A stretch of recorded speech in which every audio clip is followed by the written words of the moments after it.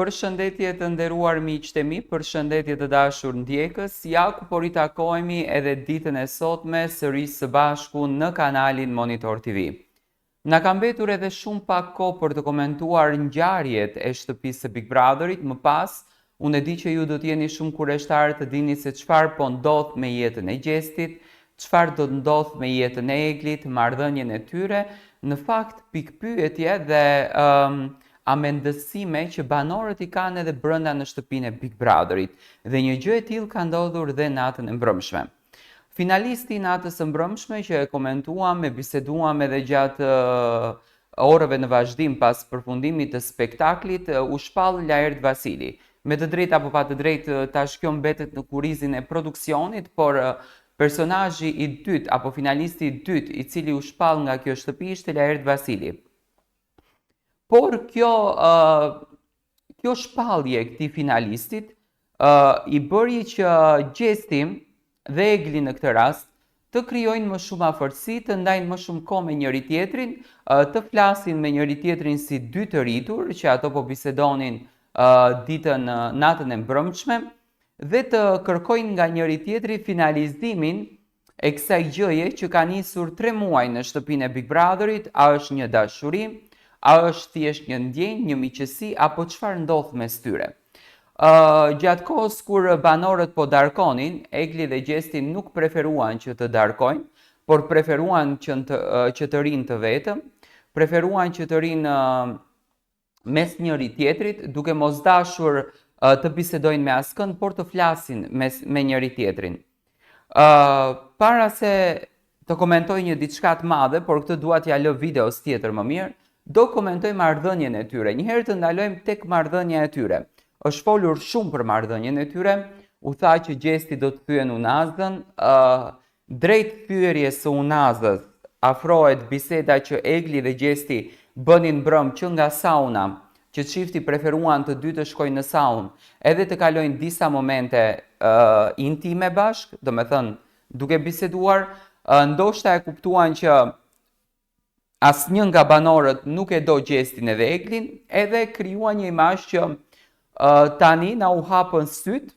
që këtu në Big Brother nuk na respekton njeri, dhe ne vërtet pas kemi qenë ne të dy, të cilët e kemi dashur njëri tjetrin dhe e kemi vlerësuar njëri tjetrin. Ndoshta mbrëm Egli me këtë ballafaqim dhe me mënyrën se si banorët ikën në darkë dhe u kthyen shpinën, arritën ta kuptojnë që vërtet këto të dy pas kanë qenë po këto të dy dhe askush tjetër, dhe kundër këtyre të dyve është bërë gjithë loja. Pas momenteve të bukura që edhe u qeshën, edhe u kënaqën që kaluan në saunë, sepse gjatë kohës kur Gjesti po shkonte te sauna, po thonte që ka akoma puls, ka edhe një mundësi për të bërë unamin këtu, edhe Egli ja bëri po tha si nuk u mgope më 3 muaj ke bërë namin, pse nuk e shijon këtë javën, sido që ta ka shkruajt Zoti, ndërsa Gjesti thotë që jo, unë do bëj dhe këtë javë namin, do bëj super spektakël, pa marrë parasysh se si do shkojnë gjërat. Dhe pas saunës, Gjesti dhe Egli përfunduan në shtratin e gjumit, duke biseduar, ku mbrëm për herën e parë ato kanë folur hapurazi dhe shtruazi për ndjenjat e tyre, për emocionet e tyre, për ato se çfarë e ndjejnë brenda vetes së tyre. Unë e pash të gatshme Eglin brëm, që të jetë në krah të Gjestit, e pash të gatshme që të fillon një diçka të bukur me Gjestin, por edhe tek Gjesti e shoh në të gjitha përgjigjet arrita të kuptoj që Gjesti mundohet moment në moment, dita ditës, të thyej kutinë e Unazës, që për të gjithë këtë Big Brother, për të gjithë banorët është shumë e rëndësishme. Dhe gjatë bisedës që po bënin me pyetjet, në një moment Egli e pyetën çfarë më ke ti mua, dhe Gjesti thotë si çfarë të kam gocë të xhajes. Edhe aty fillojnë dhe qeshin, tha unë normalisht tha që të kam të dashur,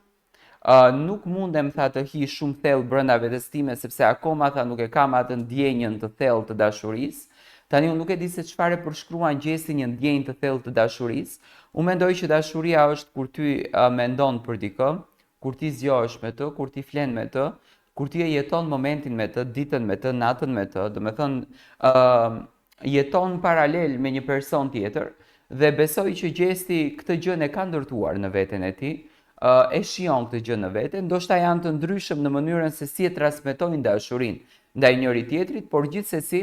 që ka ndjenjë ka, sepse po të mos kishte ndjenjë në asnjë mënyrë Gjesi nuk do ta toleronte për asnjë shkak të mundshëm që Egli të sillej në një mënyrë që Egli është të sjellur të paktën në momentet kur ka qenë tepër e acaruar, por unë edhe këtë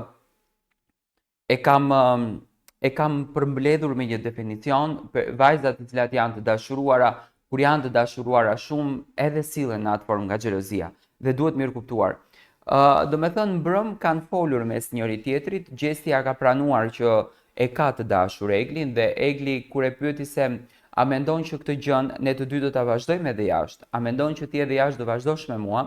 Gjesti ishte pak konfuz në këtë drejtimin dhe nuk i dha një kahje kësaj gjës, por në fund e la të kuptohet që mes Gjestit edhe mes Eglit ka ndjesi, ka dashuri, ka emocion, ka pasion, ka një ndjenjë të bukur, ka një histori të bukur që do të rrjedh nga ky çift. Edhe pse Egli e shoh që është tepër e gatshme për të nisur një diçka të bukur me Gjestin, ndoshta stimul është edhe letra e cila mbrëm erdhi nga babai që e lexoi Ledion Liço për të ndërtuar diçka shumë të bukur ky çift edhe diçka fantastike. Unë mendoj që tek Egli dhe tek Gjesti do marrim atë surprizën e shumë pritur së shpejti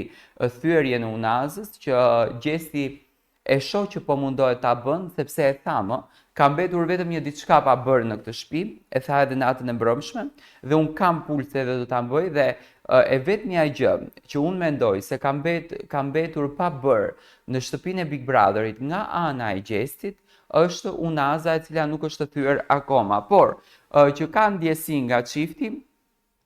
që ka emocione nga çifti, që ka pasion, romancë mes njëri tjetrit, do me thënë që të paktën ka një lloj ndjesie në shpirt dhe shkrihen në këtë ndjesi, është ajo e Eglit edhe e Gjestit, por këtu ka përzierje emocionesh për faktin sepse Gjesti ka frikën se ndoshta edhe nuk do të jeti përzgjedhur finalist, nga që gjatë gjithë kohës ka thënë kishte krijuar një besim për Big Brotherin e Shqipërisë që do të jetë një Big Brother shpërblyes për lodhjen që ai do ta bëjë, për rrugtimin që ai ka, për atë që ai do të jep në atë shtëpi, por kjo mënyra që Gjesti nuk u përzjodh si finalist i radhës në shtëpinë e Big Brotherit, ndoshta pak edhe e theu shpirtërisht edhe tashmë është konfuz, nuk e di se çfarë do të bëj, a do ta thyej apo nuk do ta thyej Unazën, apo si do të shkon kjo marrëdhënie. Gjithsesi dua të marr mendimin tuaj për këtë afërsi të menjëhershme që krijoi Egli dhe Gjesti.